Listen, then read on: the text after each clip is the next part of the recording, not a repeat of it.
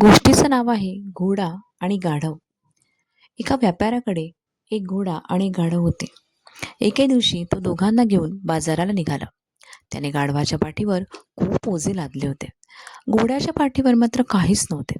वाटेत गाढव घोड्याला म्हणाले, मित्रा, माझ्या पाठीवरचे थोडे ओझे तू घे, मला ते फारच जड होत आहे. घोडा म्हणाला, जड होवो की हलके, मला त्याची पर्वा नाही. ओझी वाहून नेणे हे तुझे काम आहे आणि तू ते केलेच पाहिजेस.